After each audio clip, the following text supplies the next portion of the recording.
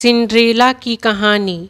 Cinderella की जीवन की शुरुआत एक अमीर आदमी की इकलौती बेटी सिंड्रेला की मां की मृत्यु हो जाती है। उसके पिता दूसरी शादी करते हैं, लेकिन उनकी नई पत्नी और उसकी दो बेटियां निर्दयी होती है। सौतेली माँ और बहनों का व्यवहार।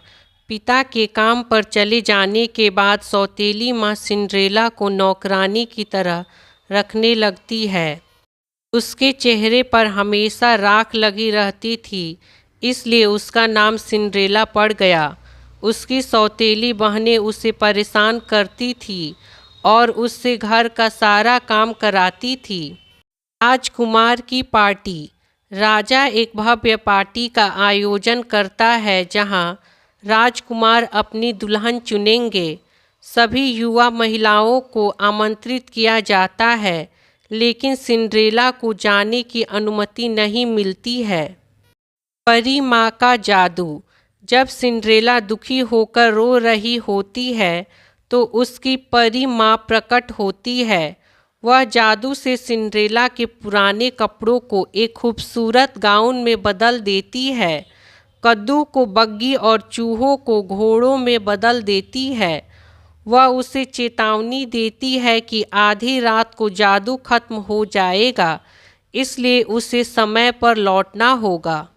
राजकुमार से मुलाकात। सिंड्रेला पार्टी में पहुंचती है और राजकुमार उसे रूप, रंग और दयालुता से मोहित हो जाते हैं।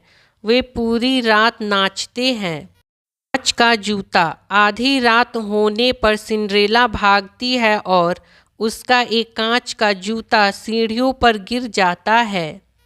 जूते की तलाश। राजकुमार उस जूते को उठा लेता है और कसम खाता है कि वह उस लड़की से शादी करेगा जिसके पैर में यह जूता आएगा। वह हर घर में जूते को आजमाता है। सिंड्रेला का मिलन। अंत में राजकुमार सिंड्रेला के घर पहुंचता है। उसकी सौतेली माँ उसे छिपाने की कोशिश करती है, लेकिन राजकुमार के आदमी उसे ढूंढ लेते हैं और जूता सिंड्रेला के पैर में बिल्कुल फिट आ जाता है।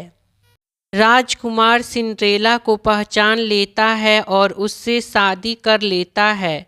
वे खुशी खुशी महल में रहने लगते हैं। कुछ कहानियों में वह अपनी सौतेली बहनों को भी माफ़ कर देती है और उनका विवाह दरबार के कुछ कुलीनों के साथ करा देती है। तो ये था सिंड्रेला की कहानी।